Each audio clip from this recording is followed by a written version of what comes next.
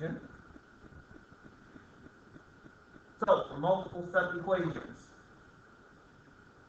first step is to do distributive property. You don't have to write these steps down because they're already in your notes, but if you wish to write them down anyway, that's fine. Step 2, combine like terms.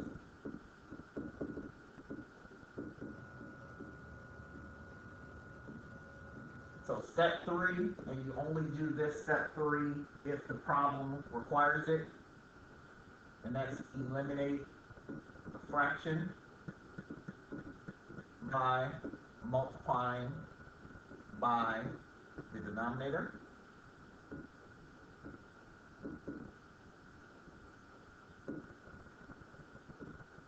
So you only do step 3 if you have that in there. Step 4, eliminate adding or subtracting. And in step 5, eliminate multiplying and dividing. So those are the steps for multi-step equation.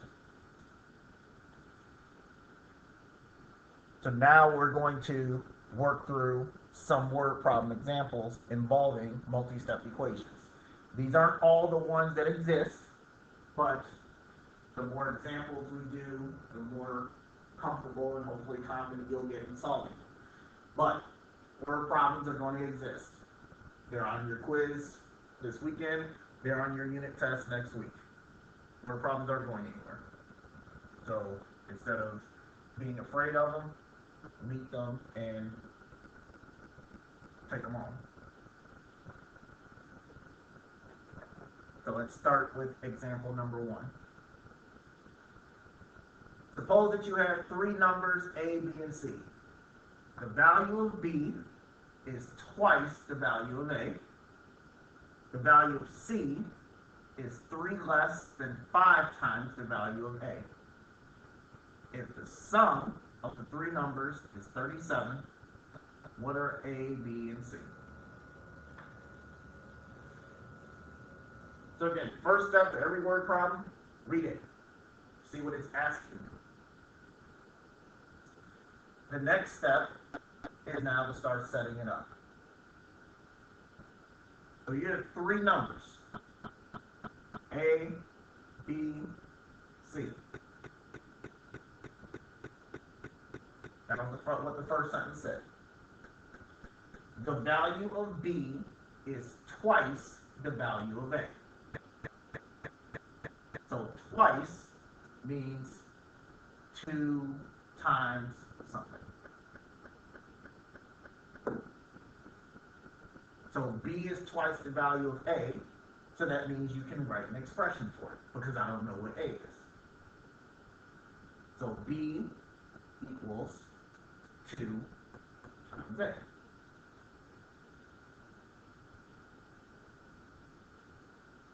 So you get that from that sentence.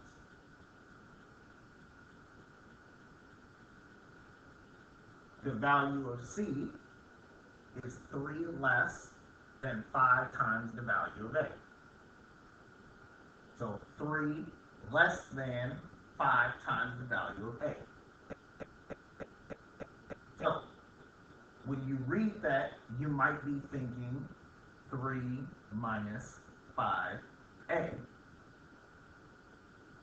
But remember, less than means you switch it around.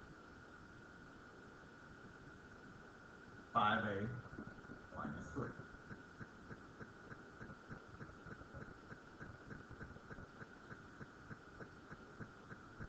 So they told us something about B.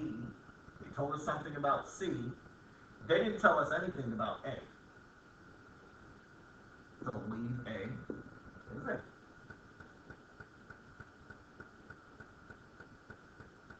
Any questions before we continue?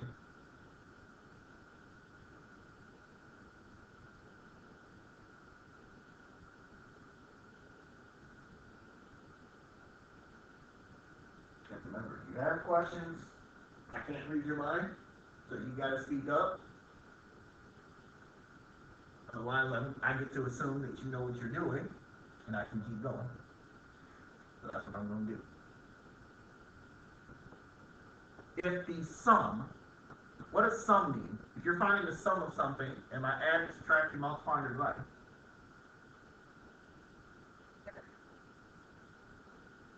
That's adding. So if I add these three up, I'm supposed to get 37. So now I can write my equation. A plus 2a plus 5a minus 3 equals 37. So there's my equation.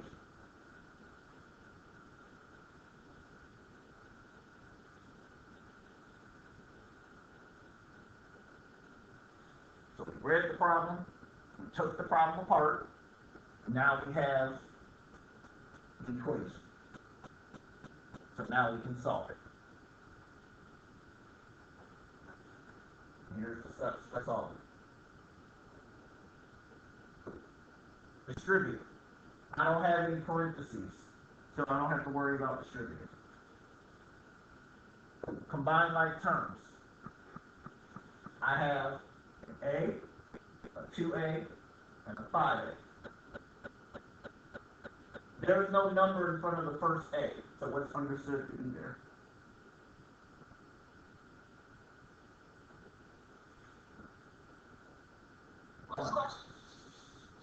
So the question was, if there's no number in front of a variable, what's understood to be there? And that's 1. So you got 1, 3, 5, 8a, minus 3 equals 57. Not 37, I'm sorry.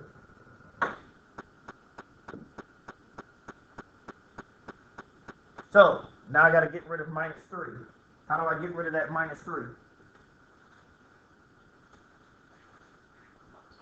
We add 3 to both sides. So, add 3 to both sides. If 8a equals 40,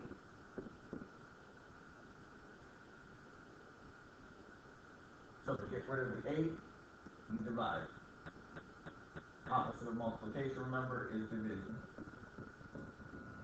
So a equals 5.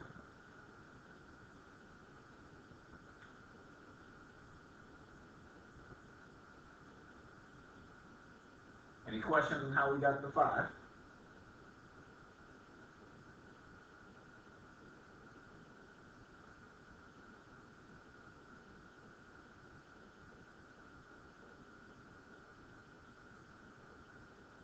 So we got a equals 5, but we're not done with this problem. They wanted to know what is A, B, and C. So to get B, B is equal to 2 times A. Now that I know what A is, B equals 2 times A. So that's 2 times 5, which is 10. C is 5A minus 3. 5 times 5 minus 3. 25 minus 3 is 22. There's your 3 numbers.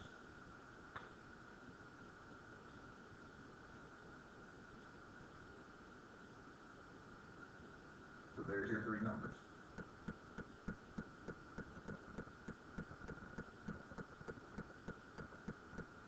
Any questions on problem 1? Because problem 1 is now over.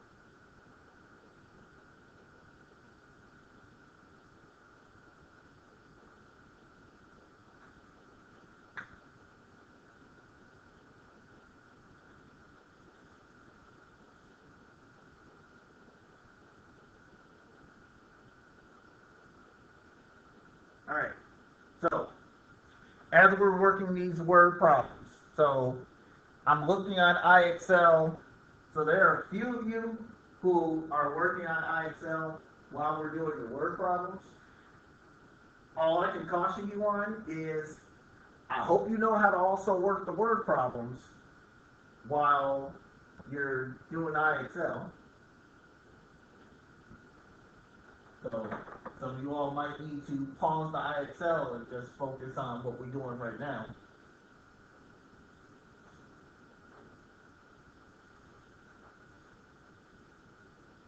Yeah, the IXL not due until 11:59. Problem two. The perimeter of a rectangle is 36 feet. Given the diagram, find the value of x. So let's think about what you probably learned in middle school. How do you find the perimeter of a rectangle?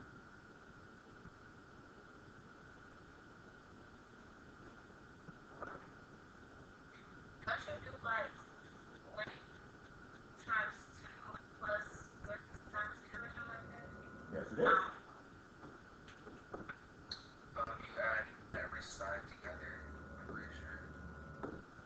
So you can add every side together, which is length plus width plus length plus width. Or you can do what the first scholar said. Take the length times 2 plus take the width times 2. So either one of these will work. So for this rectangle, you have a length of x and you have a width of x plus 12. So there are two ways that you can set this problem up. If you set it up the first way, then that would be 2 times x plus 2 times x plus 12 equals 36. That's one way you can solve it. The other way you can solve it is by doing length plus width, so that's x plus 12. So remember, for a rectangle, the lengths have to match and the widths have to match. So you gotta add them again.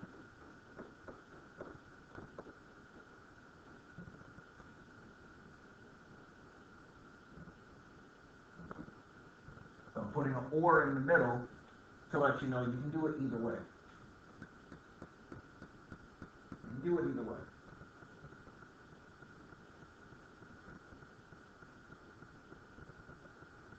So, we have parentheses in the equation. Parentheses means we have to do what?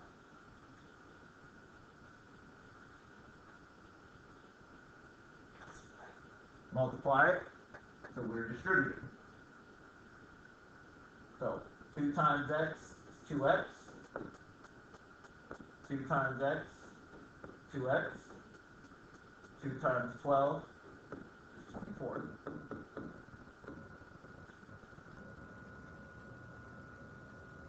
First step is to distribute.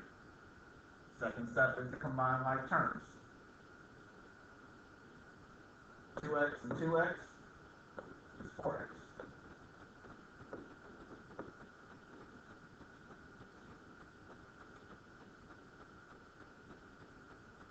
Now what do I do?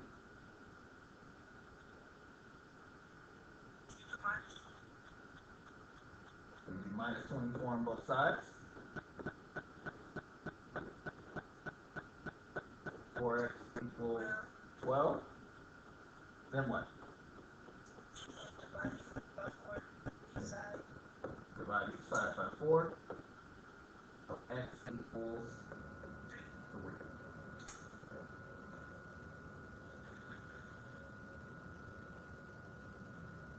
You would have gotten the exact same answer if you did it the way that's on the right. The only thing you wouldn't have done is distribute. You would have gotten the exact same answer.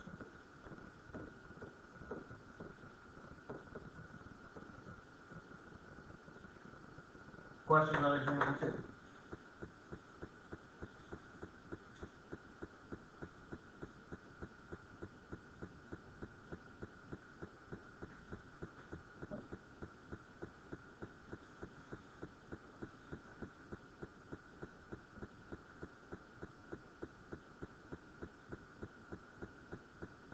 Alright, example 3. So, another property that you probably learned in middle school. The sum of the angles in a triangle must equal 180 degrees. So that means if you have a triangle, all three angles in the triangle have to add up to 180 degrees. That's a standard problem. That's a standard property. All the angles in a triangle have to add up to 180. So in this triangle, you have 5x minus 2, 7x minus 11, 2x minus 3. So that means if you add those up,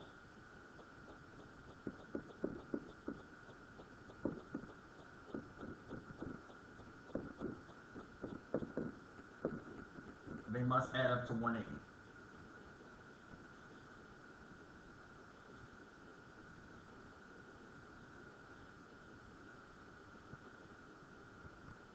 Now, some of you might have noticed I didn't put the parentheses around each part.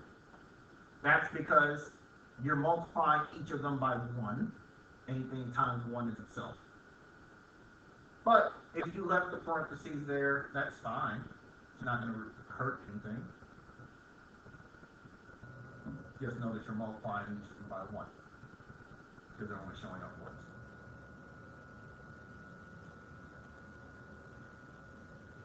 But, solve it out. What do I do first?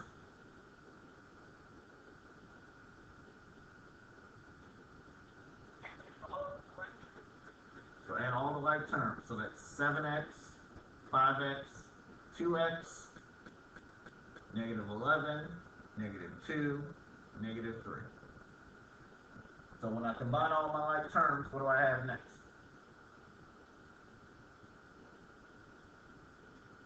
What should I be writing on my next line?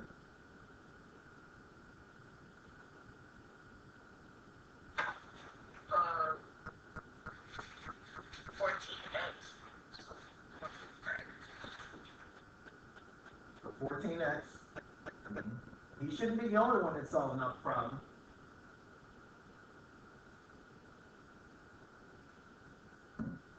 Negative 11 minus 2 minus 3.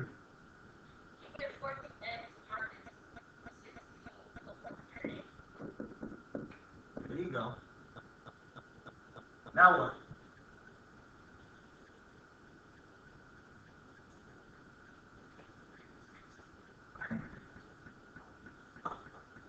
Add 16 to both sides. So 14x equals 196. So we got one more step.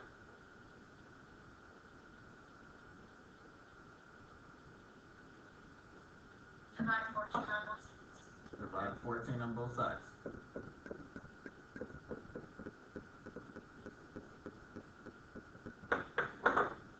That's it, problem over.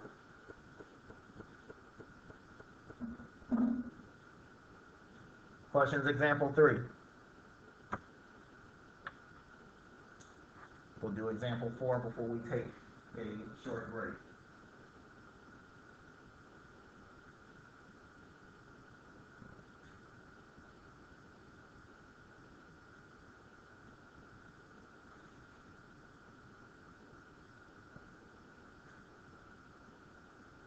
Alright, last but not least, example 4. Suppose you earn $8 as a stocker and $12 as a cashier working at Jewel's supermarket. In a week, you worked 40 hours and earned $376. How many hours did you work as a cashier? So, you're working at Jewel. You're getting a chance to earn a little extra money. So, you have two different positions. One of them is a cashier, and one of them is a stocker. So, stocker stocks the shelves, cashier takes the money. Cashier, you make $12 an hour. Stocker, you make $8 an hour. you know that altogether you make $376 and you worked for 40 hours. So that means you have 12 times something plus 8 times the number of hours you were a stocker equals 376. So we almost have this equation set up. What we're missing is the number of hours. So, when you read the problem, which one did they want to know? The cashier or the stocker?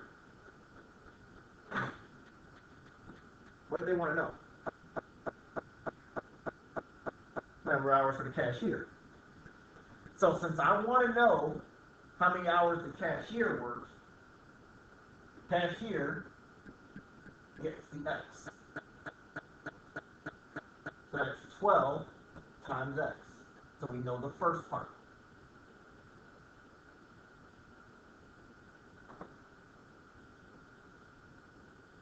So, how many hours did you work that week?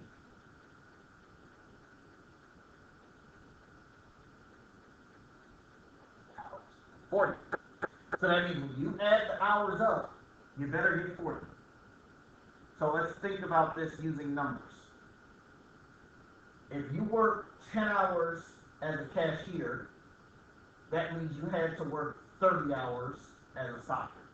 How do you think I got 30?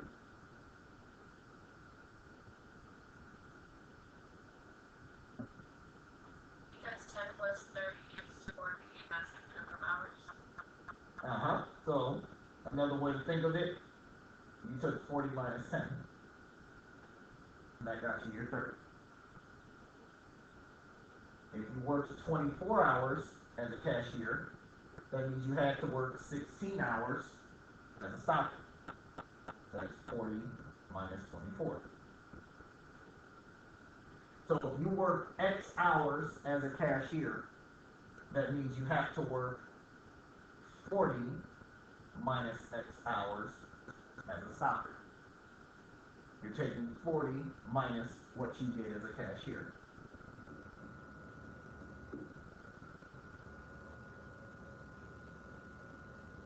Any questions with where 40 minus X came from?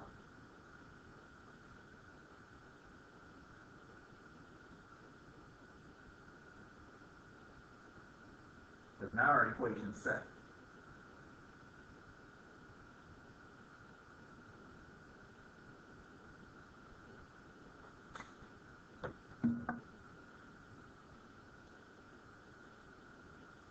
Alright, it's time to solve it.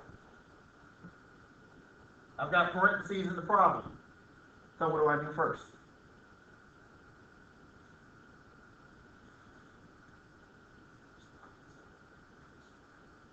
You do what? By doing what? Distributing. 12 times X, 12X. 8 times 40 is 320. 8 times negative X is negative 8X equals 376.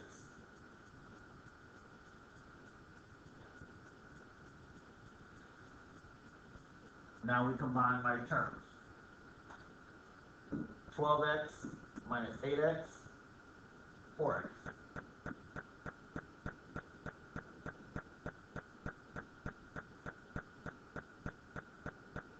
Now what do I do? Subtract 320.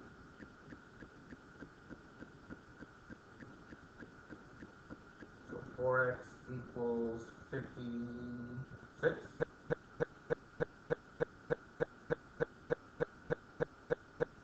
Divide by 4. So X equals 14 hours. So you were the cashier for 14 hours.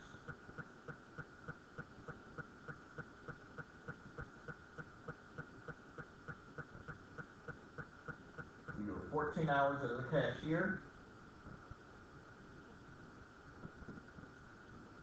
26 hours as a stop.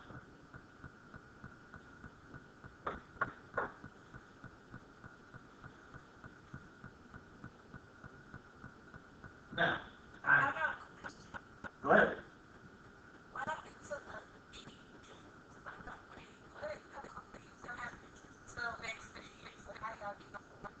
What's 12 minus 8?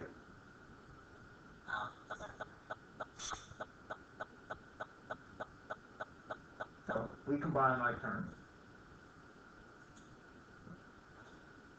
So main thing to keep in mind, ladies and gentlemen, because some of you all, I know, would have tried to guess and check that problem. Kept trying numbers until you found the one that worked. That might work. Here's the problem. One, you're wasting time. Because if you guess and check wrong so many times, all you did was waste time. And two, you're not getting full credit because the directions are going to tell you to write the equation. So if you don't have an equation written, you just gave the answer, you'll probably get the 2 points for the answer and then lose the other 6 for not doing the rest of the work. Word problems are worth more than regular problems because you got to set it up yourself. Always remember that. Word problems are worth more than regular problems because you have to be able to set it up. So, that being said, let me pause my recording so that you can. Problem 5. Solve the given equation for y. 9x plus 6y equals negative 42. So, we return to having multiple variables. Again, there's nothing hard about a multiple variable problem. This was on the worksheet. I was so I know. So next time, if you're confused about something, my email still works.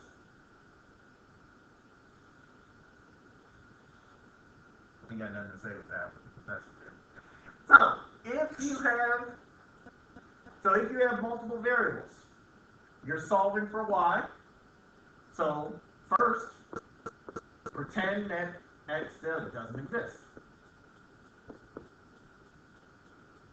So let's solve the problem as if x doesn't exist, if you're stuck. So let's solve this problem as if x didn't exist.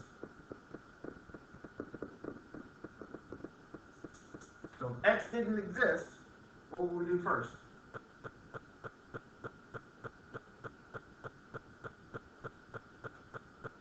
Something has to move.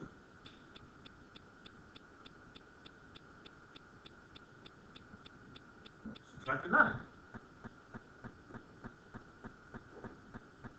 So that's 6y equals negative 42 minus 9, whatever that is.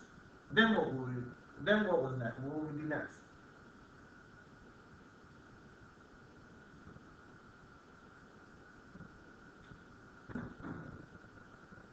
Gotta get y by itself.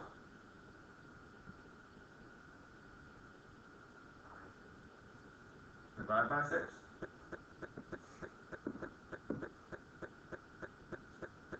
So y is equal to negative 42 minus 9 divided by 6, whatever that is. I'm not going to solve that now.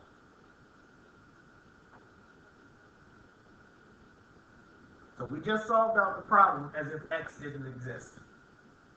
Now we're about to put x back into the problem.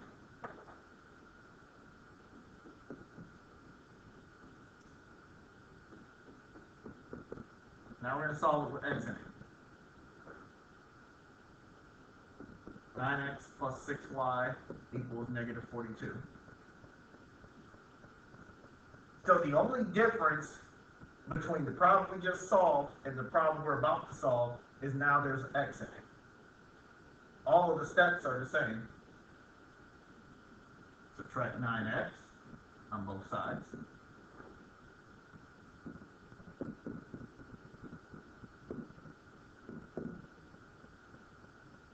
And then divide by 6.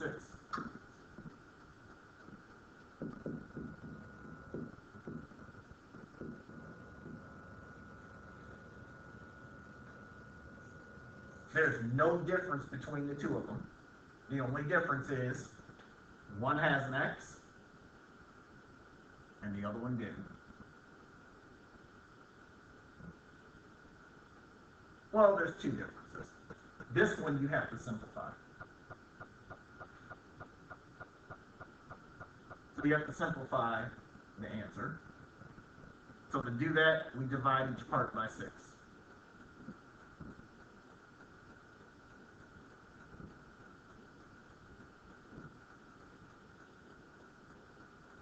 For that part, we divide each part by 6.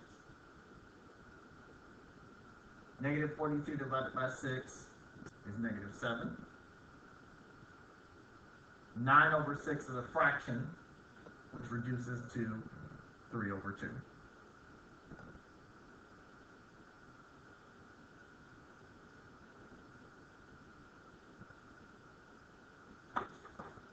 Mr. Lowe, can I just give it as 1.5? You can, for now. Next quarter, you're going to leave it as a fraction. When we start graphing lines, you got to leave it as a fraction. So don't get comfortable with giving everything as a decimal.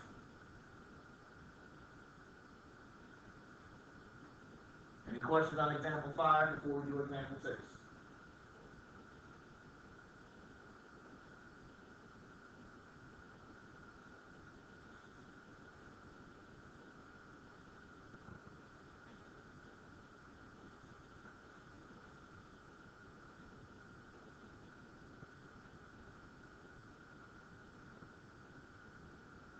All right, example 6, and then we'll move on, start section 2.4.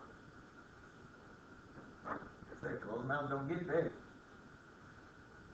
The average of your first 4 quizzes in Algebra 1 was an 86. If you scored a 94, 87, and 91 on the first 3 quizzes, what did you get on the 4th one? So, how do you get the average of something? How do you find the average of something?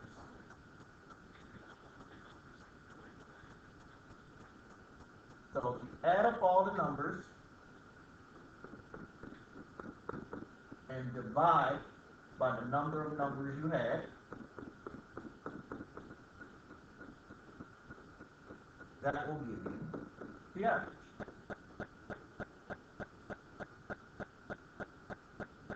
I couldn't have said it any better, but you couldn't have said it any better. Absolutely 100% on point. So, they're saying the average of your first 4 quizzes. So you took 4 quizzes,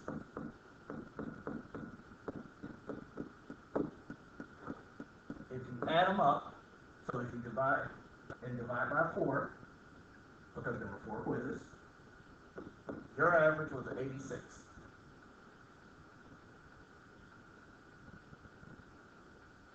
You scored a 94, 87, and 91 on 3 of those quizzes.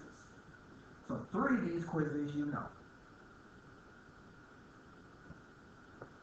94, 87, 91. The 4th one you don't. So now that's X.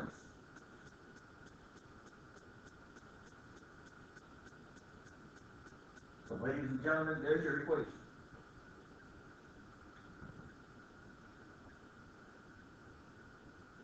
There's your equation that we're now going to solve out.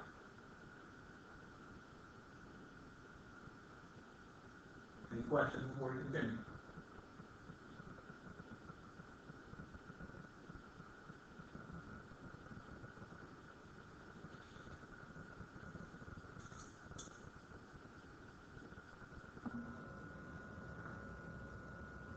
Alright, time to solve it. So, there's no parentheses, don't have to worry about that. Is there anything that I can combine or put together?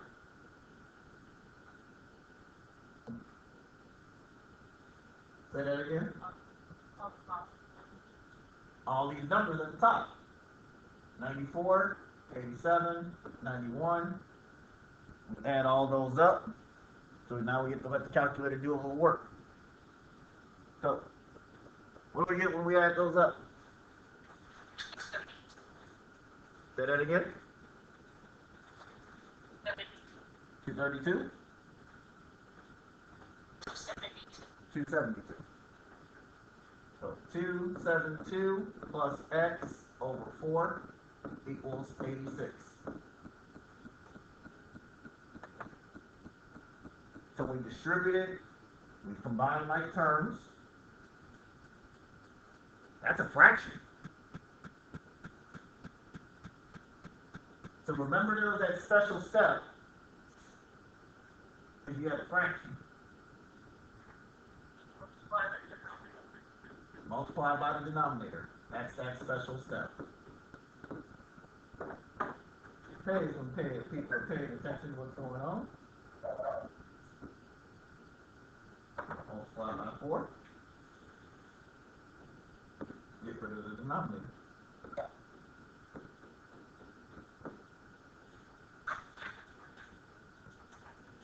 Eighty-six times 4 is 344.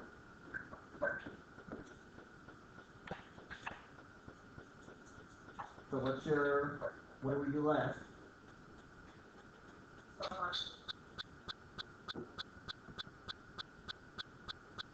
What do we do?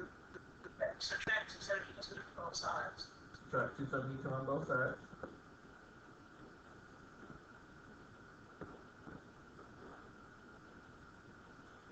So that means you got a 72 on the fourth quiz.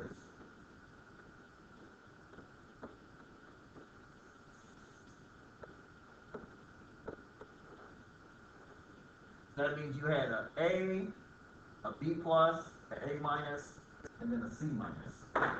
Something on that fourth quiz didn't work out for you.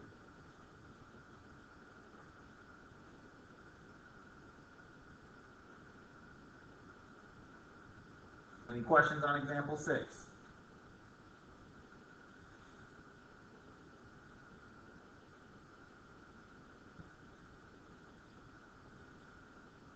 Again, those of you who have your cameras on, I can see that you're putting in that work, and I appreciate that. Those of you who have your cameras off, I have to trust that you're doing what you're supposed to do.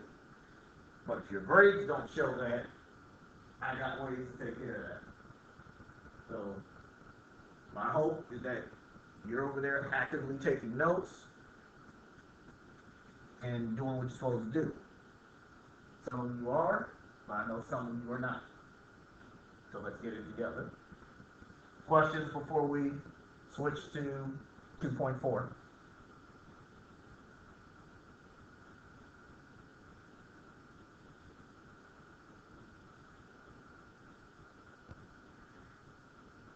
So, section 2.4. Now we're putting variables on both sides. Now we're going to put variables on both sides. So far, all the variables have been on one side of the equation. Now they go on both sides. So, when they go on both sides, there's only one additional step. You're still doing derivative property. You're still combining like terms.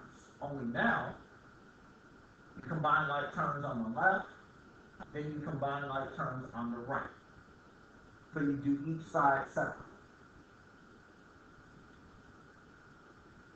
Step 4 is the new step. You move the smaller variable to the side of the larger variable by adding or subtracting. So if it's positive, you make it negative. If it's negative, you make it positive. The last two steps are the same. Get rid of adding or subtracting. Get rid of multiplying or dividing. Those steps didn't change. So you can solve an equation with the variable on one side.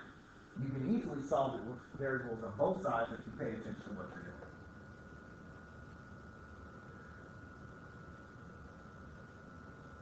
So we're going to at least get through examples 1, 2, and 3, and then we'll finish the rest of it tomorrow. Example 1.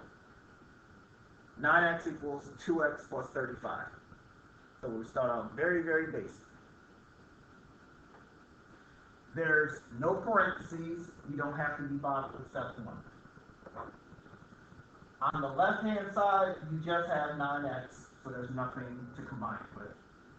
On the right-hand side, you have 2x plus 35. You can't put those together. So now we deal with the variables.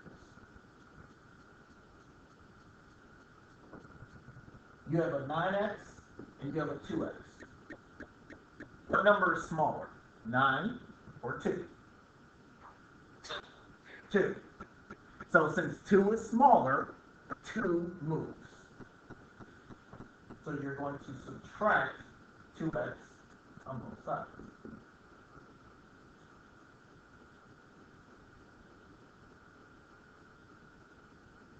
Two x's drop out. 9 minus 2 is 7.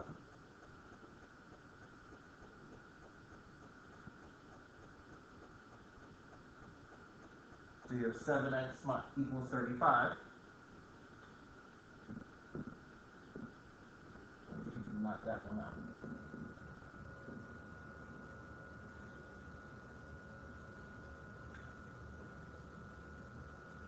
That's it. I'm good.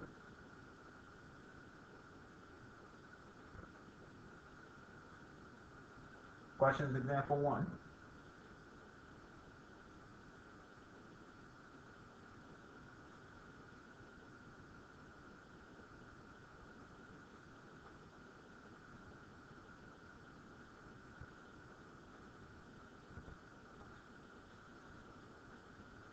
All right, example 2. Example 2, we will work it the same way. 7x plus 19 equals negative 2x plus 55. We don't have any parentheses. On the left-hand side, we have 7x and 19. Can't put those together. Negative 2x plus 55. Can't put those together.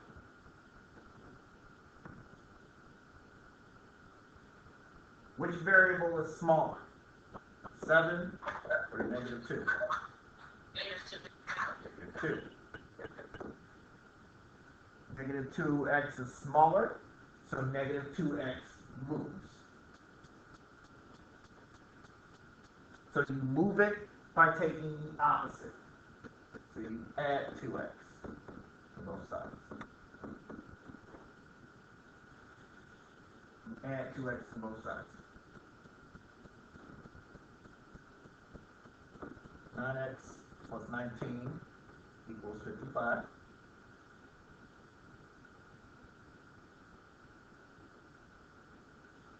Now we just solve like the regular old equation.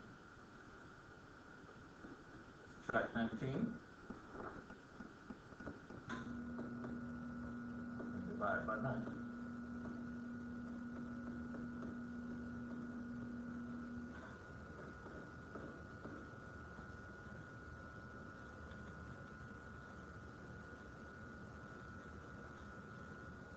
Any questions, example 2?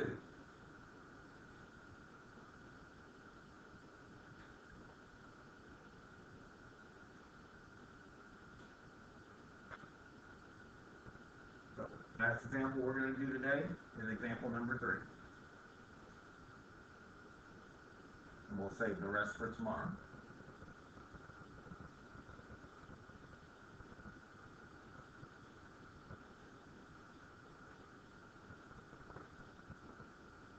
Example 3. Same steps apply. There's no parentheses. Don't have to worry about distributive property.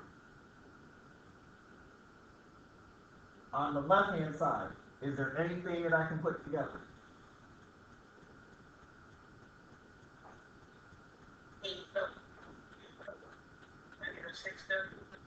8w, negative 6w, 8 minus 6, 2w. 4w minus 7, can't put those together. .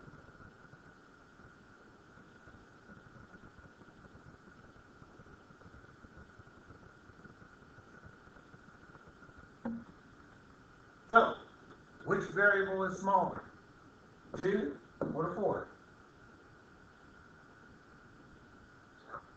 2. So now we're going to take something on the left and move it to the right. You can do that. Subtract 2w. Remember, we don't add 2w. That minus sign belongs to the 8. So you subtract 2w.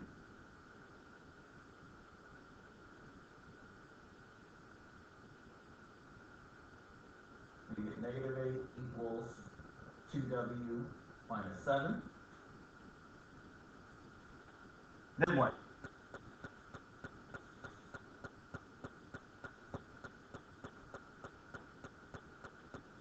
Now what do I need to do?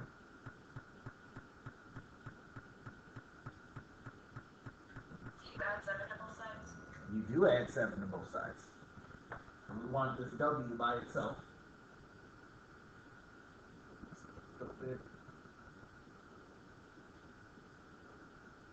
7's drop out. 2w equals negative 1. So how do we get rid of the 2?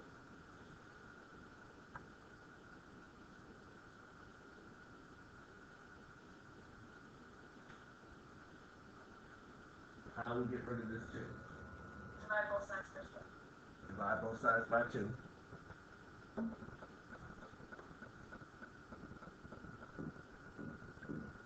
So w equals negative 1/2.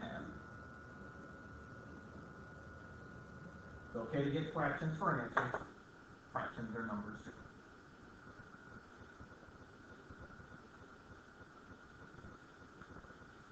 Any questions, examples 1, 2, and 3 before we start to close up?